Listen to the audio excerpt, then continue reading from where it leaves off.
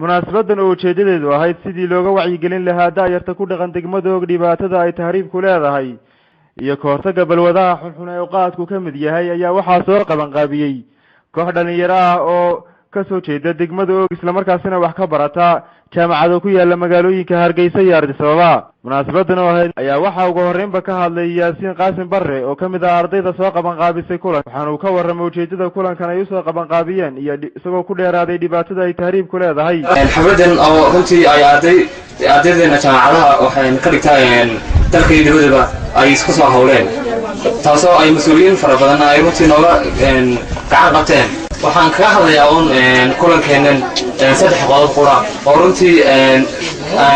muhiim u arkay oo runtii aad iyo aad bulshadeenu maanta magaalada og ay runtii ay aad iyo aad ugu hooseyso iyo weliba tahriibta oo runtii dhalinyarteeni maanta ay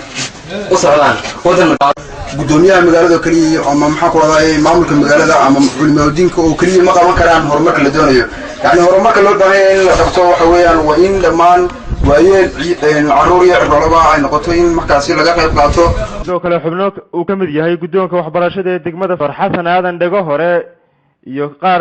xubno ku hadlayay afka haweenka ee degmada og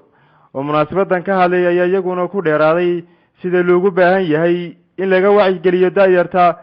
sidii looga hortagi lahaa tahriibka. ugu dambeyntiina gudoomiyaha degmada og Xasan Siciid Saad Xasan Bariise oo munaasabadan soo afmeeray ayaa u mahadnaqay kooxdan dhalinyarada ah ee siiskooda u soo qabanqaabiyey munaasabadan. waxaan halkan horta marka hore aad si gaar ah uga hambalyeynaya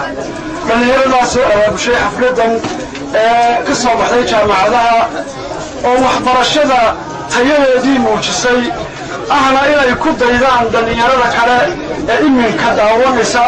ama kuwa kale ee reerooda meelaha kale ka dhageysanaya ee saxaafadda ka daawan doona. waxaana ugu dambeyntii munaasabadaasi shahaadooyin lagu guddoonsiiyey xubnaha ay kooxdan dhalinyarada ah ee kulanka soo qabanqaabisay ay u arkeen